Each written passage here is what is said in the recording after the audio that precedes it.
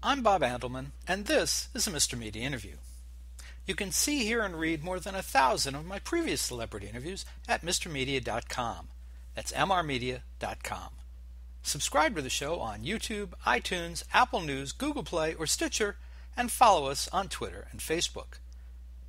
Today's show, I go back into the archive to 1984. Yep, May 1984, and my telephone conversation with Billy Idol for the Old Music magazine. I hope you'll enjoy it. Oh, Billy. Hi. How you doing? All right, man. How are your pants?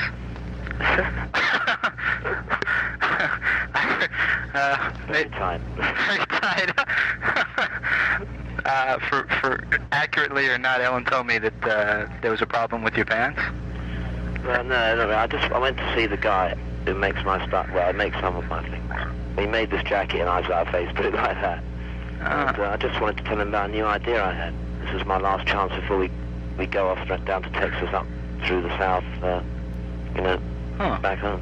So when you think you'll have something new by the time you get here next week? I'm not sure about that. Oh, okay. But no, I left him with the idea. So you design a lot of your own? Well, yes, sort of. I talked to people about it and really tried to give them my whole idea, and then they come up with some things and try to realize it for me. It's certainly original what you do wear. I mean, I don't think people may copy it after you've worn it, but you don't see a lot of people wearing the same types of things. Hey, great. And you're certainly getting your picture enough places where you need to have a change of clothes now and then, huh? Right, I know. This is pretty impressive. You're not turning up with nothing on up on the top. Yeah. I'm sorry, my phone was making some noise there. Why don't we start by talking about the clothes a little bit, as long as that's come up. You tend to wear a lot of leather. The jackets and the pants and stuff. Is that real comfortable, or is that just for appearance, or what's the reason behind it? It's really comfortable. Is it? Yeah, because England and New York very cold in the winter. And really, even when we first started in Generation X, we never had any money, So the best thing to do is to save up some money and get a great pair of leather trousers, and then you don't have to worry anymore because you're really warm, Wow. And you can almost live in them. It's really wild. But when you first start in groups, you've got no money at all, and it's just something it's one of them things. It's it's not that it's easy, but it always looks good. But you can just wear it for days on end if you want. It doesn't matter, Do they tend to last a long time? Oh yeah, years. Really? Yeah, and in New York things are really, really dirty, Yeah, I know. Well, you look filthy in a second, so leather looks great because it, always looks black. So it's to do with just to where I've been living rather than anything else, But I do like all that stuff. I mean, that's what I wanted to wear, But it's got a lot to do with the fact it's really for everyday wear as well. Wow. Now, what about beyond just the pants and the jacket and stuff? And I'm not going to dwell on this a long time. Don't get me wrong, but I've seen a lot of pictures of you wearing the glove. Oh yeah. Which just, I guess, covers the palm and the back of your hand. Now, why do you wear the glove? I used to have two of them, but I lost just one of them, and so that was the only thing I had. Well, I don't know really. I think I just like it, It's one of them things. Don't really think these things out much. Okay. It's got to do with a feeling you get or something. The other thing is it's kind of nice to cover up things that people usually see. They're quite boring, and I can cover up a bit, they don't usually see. Yeah, in a certain sort of way. Well, that makes sense. Bill, can I cut you short for just a minute? Let me switch phones. I'm getting a lot of static here. Hang on one second.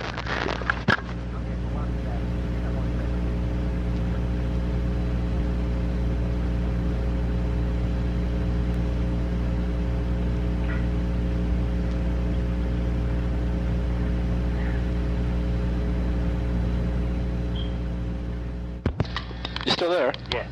Good. Oh, wait a minute. Just one more second. Hang on.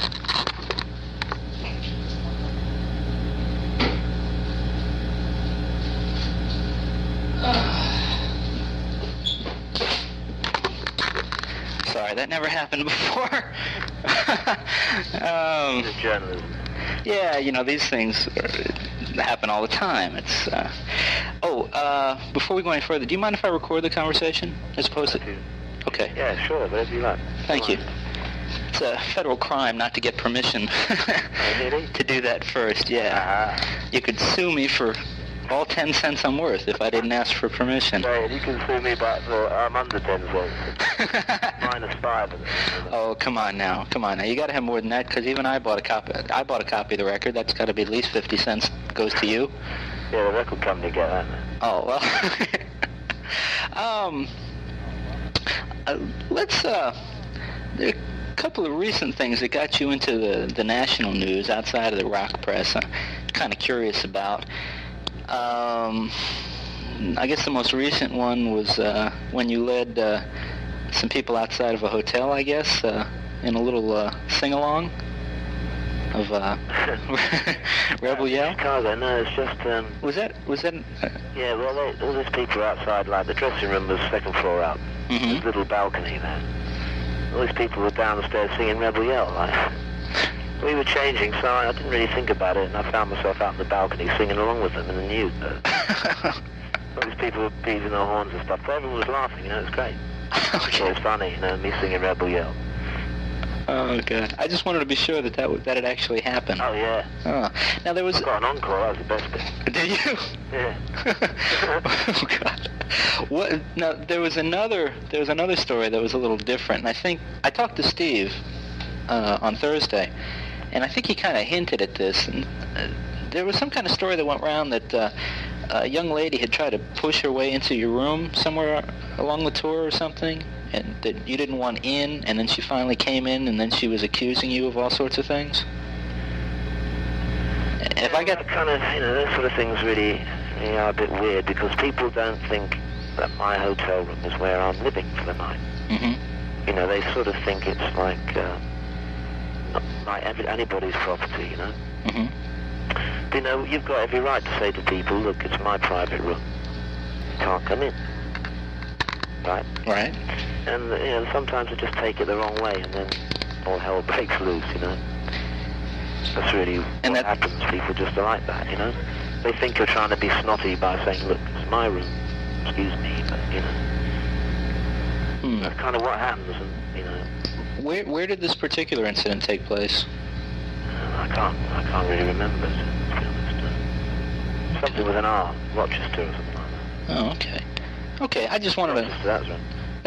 That stuff was fairly current, so I wanted to ask you about that. Lots of things happen like that, those unfortunate things,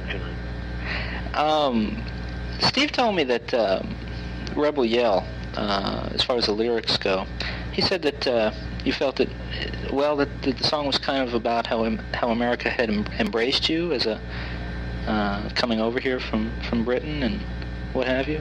Well, yeah, to a certain extent. I mean, I wrote the song originally sort of redressed the balance of why wedding people thought I was being anti-women in it. So I redressed the balance, and I sort of wrote it about, how strong one-to-one relationships should be, Mm-hmm. But I angled it towards the women more. But then, after a while, I started to think, well, the bit where it says she don't like slavery, she won't sit and beg, is sort of about America, because when I was tired and lonely, she saw me to bed, right? Mm.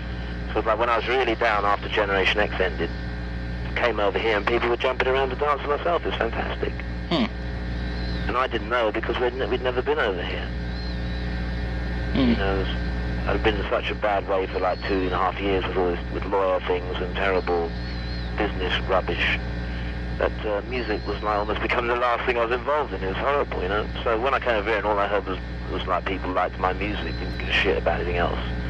It was great because that's what I needed to hear. I needed a bit of backup, So it was a fairly rough time after. Yeah, because when you've got a group and everything's going great and then everything goes wrong and you lose a group, and we were a real group, it's really kind of that's it, because we really wanted it to work, being a group forever. But it didn't end up like that, and of course, it's a bit of a blow. But that's what happens. That's rock and roll. Hell, I learned. So great. And now what I've done is just get something else together, which I think is just as good, if not better. Mm-hmm. Now, what kind of things... I mean, at least it's 1984. Yeah. and you're still playing music, and you're still making your living at it. What kind of things do you think you carry over from Generation X to your own band that might keep it lasting longer? Well, I wrote all the music in Generation X, and Tony James wrote all the words. And so a lot of the music there is really, the same person. Mm-hmm. So what I carried over, apart from anything else, was my songwriting ability, which I've always sort of had. I always write songs, and that's what I did in Generation X, and that's what I do now. And I think the only difference is I write a lot more of the words now. So I'm singing my own words, and of course I can sing them a lot more confidently. But apart from that, I think I put a lot more rhythm into my music, which it didn't always have with Generation X. It was a wham-bam, but it wasn't always rhythmy, You think it's that rhythm that's helping it to sell now, especially here? I really wanted to show people that I wasn't a cold, hard person. I was, into sex, into, movement, into feeling things out. I wanted to groove, Mm-hmm. And that's really important for your mind sometimes, that you're really on this kind of carpet of movement. And I wanted that. And with Generation X, we never got that kind of roll of sound. No. So I really was looking for that. And we started doing it in dancing myself, but, a lot of it was really to do with what I wanted to do. Mm-hmm. As you mentioned yourself, Generation X really never made it big over here when it was playing. As a lot of people are here are discovering Generation X, going back to find out what Billy Idol did before it was just Billy Idol. What kind of things do you think that people should, what am I trying to say, that Generation X should be remembered for? Do you think there are particular songs or just a feeling or something? Yeah, Kiss Me Deadly. Yeah? And Dance With Myself. And, Kiss Me Deadly and Dance With Myself, they're two of our best songs. Do you think, you mentioned, that getting a certain feeling into things, and people realize that you do have feeling and such. Do you think that, I don't know, this is going to sound wrong no matter how I say it, so bear with me, but do you think that your outward appearance initially turned more people off at the beginning here than people? Probably, but I think in a way that's kind of good, because in the end, both me and these other people have come to terms with each other as to what we are. And I think that's kind of good, it means a lot of sort of prejudice has been put aside. People have found out, I think, that there's a lot more going on with people who look like me than they think sometimes. That's a good point. I also find out about them, There's a lot more going on with them than I sometimes think. And I think that's what's great about music. That's the idea. But the thing is, I've got to be me. And I think this way of looking is as funny as it is, heavy. Do you think if you would, if music hadn't worked out for some reason and you had wound up, you're 28 now? Yeah. Okay. If music hadn't worked out and you'd wound up in some other profession, do you think you would carry the same appearance, or do you think you would I mean, in music, it's almost expected that someone is going to have a slightly different look than a banker or a stockbroker or. Well, I looked like this before I was in a group, I always looked a bit wild, So. Okay. So it's like, because we were always interested in rock and roll, whether we're in groups or not, And that's one of the reasons I'm in rock and roll, because you can dress like this, That's a good point. Didn't want to do a normal job. It was like... there was another guy many years ago who was a little unusual for his times, and I see in an article that you have a big interest in Elvis Presley. Yeah, I mean, he was great, He had all that energy, so exciting, great songs. He could sing. He really had a kind of soul, I think. Would you ever think that sometime in the future you might actually attempt to cover some of his material, as you have like Moni Moni? It's a nice idea, but it's kind of he sang too great, Well, you've got kind of a strong and unusual voice yourself, though. Well, it's like, it's just, I never thought of that really, A bit like he made the definitive versions. I don't know, maybe if I found one song I really felt I could do something with it. That's the problem. You've got to transcend what they did, and that's really difficult. One of the quotes that I saw from you, and you never know when you pull these things how often these are correct or not, but it was fairly recent, and you said to whoever it was that you were still a punk rocker. And first, I guess I want to ask you if you would still make that declaration. Yeah, really, because, I think there's a lot of quite misguided ideas about what punk rockers really are, Mm-hmm. And like a lot of there's all this kind of idea that punks are like anti-music, anti-being nice, not anti-being nice, but sort of just always got a negative attitude. I don't think that's correct, A lot of the first punk rock bands, Generation X, The Damned, Sex Pistols, Clash, really positive attitudes, and were very forthcoming with people, Mm-hmm. Like went out of our way to go and play to people and stuff. Mm. And people never talk about that. They always talk about like the violence of the gigs or something, Right. No one spoke about how like all of us went and played gigs for no money, and we dragged our own gear up there. And that isn't just because you want loads of people to love you or something. It's because you're seriously interested in just playing, Mm-hmm. and into good fun or something, and providing live music by a group who really cares or something, Mm. It's just funny they never talk about that stuff, and I think they missed out on a lot of the heart and soul of what. There's a lot of love going down in punk rock. It just looked heavy, but that was because it had to look that way, otherwise we'd never have broken in. Mm. A lot of reasons why things happen. I think, to a certain extent, a lot of the press in England magnified a lot of things which came over to Americans as a bit heavy, A lot of the groups that came after us really took it seriously. Yeah. And went anti-soul music, they went like into this anti-music thing, whereas we were really into songs and soul music and stuff. It's just we were like heavy about it. Mm-hmm. Well, and we were as interested in the Who and Pamela Motown as Iggy Pop, Mm. Well, what would be important now? What would differentiate? Because I really don't know. Now, someone who would say that they were into punk or punk rock or as you say, a punk rocker, how would that be different than I don't know, just from being I don't even know.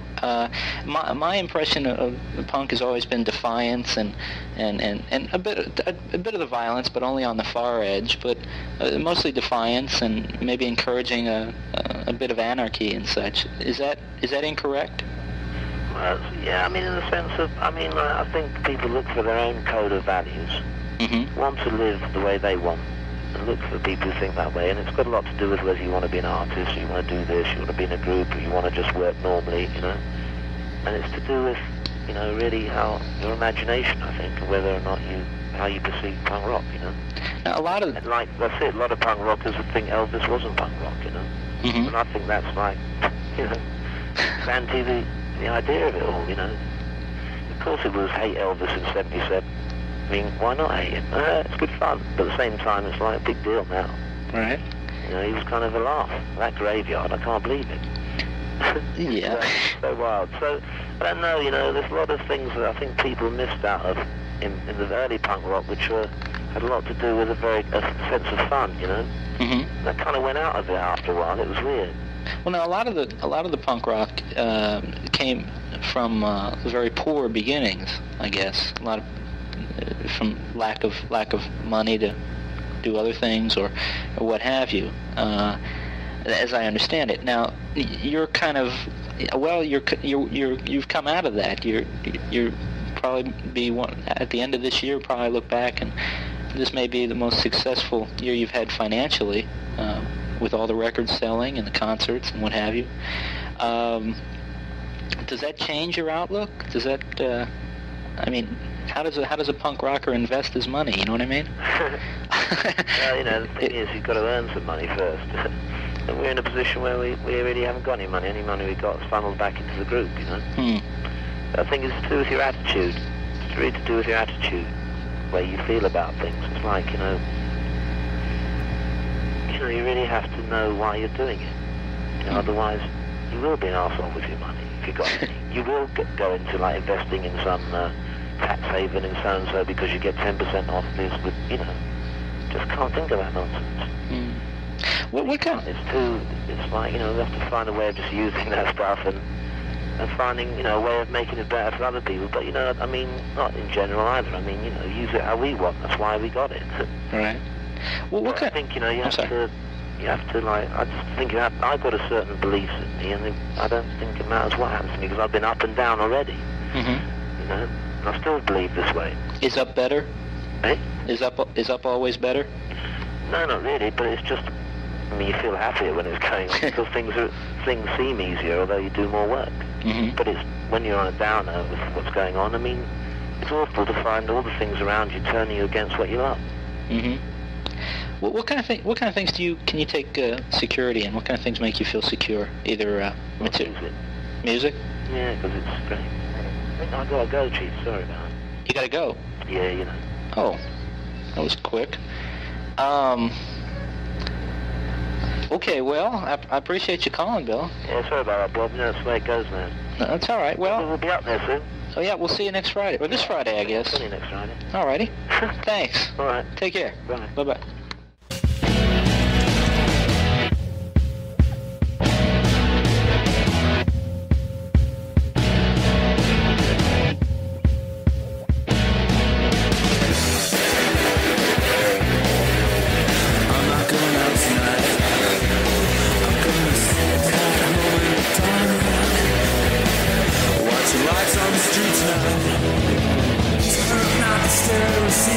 Turn your back on the deceiver. It's a bad idea to believe her. A bad idea to believe her. Turn up the stereo receiver. Turn up the stereo receiver.